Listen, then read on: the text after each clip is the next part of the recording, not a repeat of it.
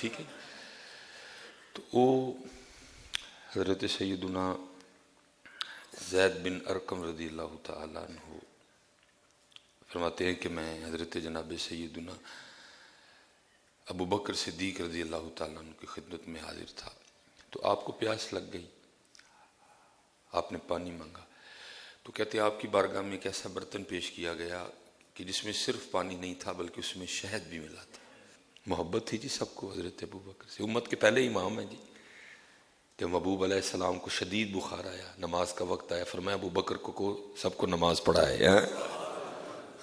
امام ہیں اس امت کے پہلے امام حضرت جناب سیدنا ابو بکر صدیق رضی اللہ تعالیٰ, سب کچھ وار دیا جی, سب کچھ قربان کر دیا. تو وہ فرماتے ہیں ایک برتن پیش کیا گیا جس میں صرف پانی نہیں تھا, اس میں شہد ملا ہوا تھا.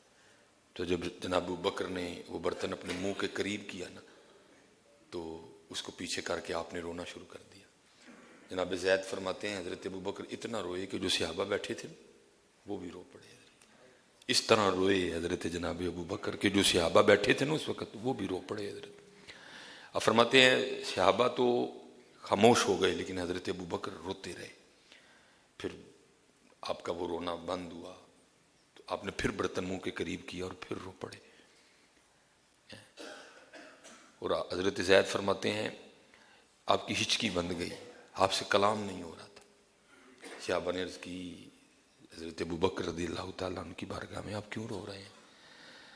تو آپ فرماتے ہیں جس کا مفہوم ہے کہ میں ایک دن نبی علیہ السلام کی بارگاہ میں حاضر ہوا تو کیا دیکھتا ہوں, آپ ہاتھ سے اشارہ فرماتے ہوئے کہہ رہے ہیں جا چلی جا.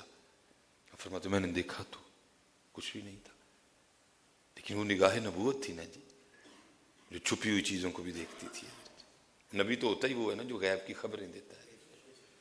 نبی ہوتا ہی وہ. اب ایک پکھا لگا تھا, یہ کوئی خبر تو نہ ہوئی. یہ جھومر لگا, یہ کوئی خبر تو نہ ہوئی. یہ خبر تو میں بھی دے رہا ہوں. نہیں, نبی غیب کی خبریں دینے والا. جو آنکھ نہیں دیکھ سکتی وہ بھی بتانے والا, جس کو عقل نہیں سوچ سکتی اس کی بھی خبر دینے والا. وہ نبی ہوتا ہے, وہ نبی ہوتا ہے. وہ نگاہ نبوت دیکھ رہی تھا. فرماتے میں نے دیکھا تو کچھ نہیں تھا.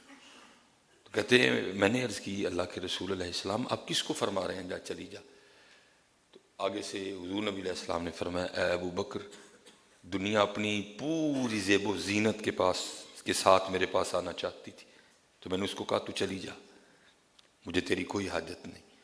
تو نبی علیہ السلام نے فرمایا ابو بکر وہ تو چلی گئی لیکن جاتے ہوئے مجھے کہہ کے گئی ہے کہ آپ نے تو مجھے قبول نہیں کیا, لیکن جو آپ کے بعد آنے والے ہیں وہ میرے شر سے نہیں بچ سکیں گے.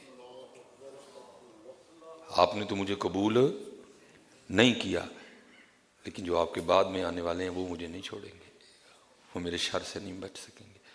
تو حضرت ابو بکر فرماتے ہیں میں اس خوف سے رونے لگ پڑا کہ کہیں میں بھی دنیا میں نہ پڑ جاؤں. وہ ابو بکر رضی اللہ تعالیٰ عنہ کا تقویٰ تھا, آپ نے وہ پانی جس میں شہد ملا آپ نے اس کو بھی دنیا جانا. یہ تقویٰ تھا جناب ابو بکر رضی اللہ تعالیٰ عنہ. اور پتر ساڈا حال تے ہے ساڈے اج 3.5 لاکھ روپے دا موبائل ہے. ابو بکر تو اس پیالے کو دیکھ کے بھی رو پڑے جس پانی میں شہد ملا ہوا تھا. ہمارے ہاتھوں میں تو پتر 3 لاکھ کا فون ہے. بس اللہ یہ ہمیں معاف کر دے, اللہ یہ ہمیں معاف کر دے. اور حضرت جی کچھ نہیں تھا لیکن انہوں نے بندگی کی. ٹھیک ہے جی, اگر حلال کے پیسے ہیں تو ٹھیک ہے رکھیں آپ, لیکن بندگی بھی تو کریں نا. حضرت جی وہاں کچھ بھی نہیں تھا لیکن بندگی تھی. یہاں سب کچھ ہے لیکن بندگی نہیں ہے. حضرت جی گڈی بہت مہنگی ہے, موبائل بہت مہنگا ہے, کڑی بہت مہنگی ہے, کار بڑا مہنگا ہے, کھانے بڑے پرتکلف نے, لگژری کھانے نے. بندگی کوئی نفل دور, تلاوت دور, تہجد دور. ساڑھے کو 5 نمازاں بھی پوری نہیں. اور وہاں کے عالم ہے.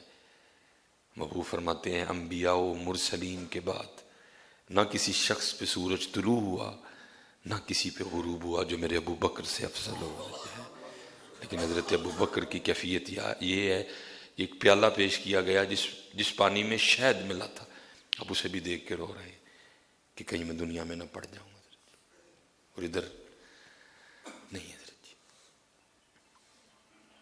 بندگی کرو، بندگی کرو، اور یاد رکھیے حضرت جی یہ 3 لاکھ والے موبائل دا جواب دینا جی حضرت جی، ہے نا، سمجھیو کہ سانو پوچھنا کسے نے نہیں ہے، یہ جواب دینا ہے حضرت جی، راڈو دا جواب دینا میاں جی، انہیں لینا جی جواب۔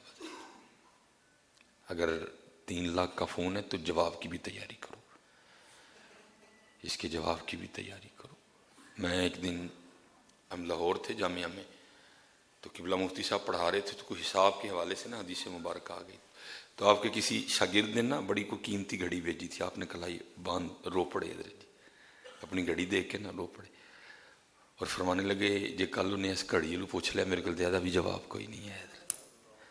وہ کہہ رہے قرآن میں حضرت ثم لتسألن یومئذ عن النعیم، کیونکہ ہم نے حضرت آپ کا ذہن بنا دیا، ہم نے بنایا ہے کہ سال چک وڈی جی محفل میرات کراؤ تے اللہ اللہ تے خیر صلاح، بالکل چھٹی ہے اس کے بعد حضرت، اور ہر سال اس کو ذرا تواتر سے کرواتے رہنا، کو مہنگے مہنگے سے نعت خواں بلوانا، بڑا پرتکلف سا کھانا بنانا، اپنے گھر کو بھی سجانا سجونا، ٹھیک ہے جی، تو باقی اللہ اللہ خیر صلاح ہے، باقی کوئی ٹینشن نہیں۔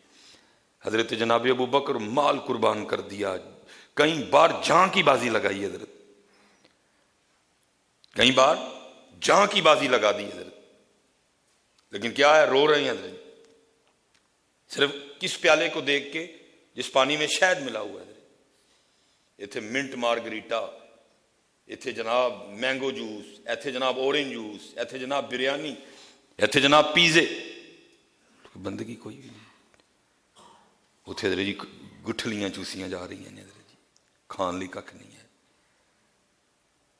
اتنے کھجور دیاں گٹکاں چوس چوس گزارا کیتا انہوں نے حضرت، اب اتنا پانی ہے نا، شاید ہی ملا نا، کیا ہو گیا جی، اتنی اذیتیں برداشت نہیں اسلام کے لیے، تقویٰ تھا حضرت ان لوگوں کا۔ اور ادھر میں نے ڈاکٹر تقیر صاحب صبح کہا ہے، اور میں نے اس پہ بڑی شدید سختی کرنی ہے بدر جی، ہمارا حال پتر یہ ہے، ہم پروگراموں پہ جاتے ہیں، ہم نے کبھی کسی کے گھر سے کھانا کھاتے ہوئے تحقیق نہیں کی اس کا مال حلال ہے کہ حرام ہے، ہم نے کبھی تحقیق نہیں کی کہ ہم مثلا فیصل آباد گئے ہیں، گوجرانوالا گئے ہیں، لاہور گئے ہیں، کھانا کھایا، ہم نے کبھی تحقیق نہیں کی اس کا کھانا، اس کا جو ذریعہ معاش ہے وہ کیا ہے، کہاں سے یہ پیسے کما رہا ہے، بیٹھ جاتے ہیں ہم کھانے، آپ تو آپ رہ گئے، ہمارا ہی حال ہے، لیکن وہ حلال عین حلال حضرت، صحابی نے مانگا لے کے بھی صحابی آئے، پانی میں شہد ملا، لیکن ابو بکر اس کو بھی دیکھ کے رو رہے ہیں کہیں میں دنیا میں نہ پڑ جاؤں حضرت۔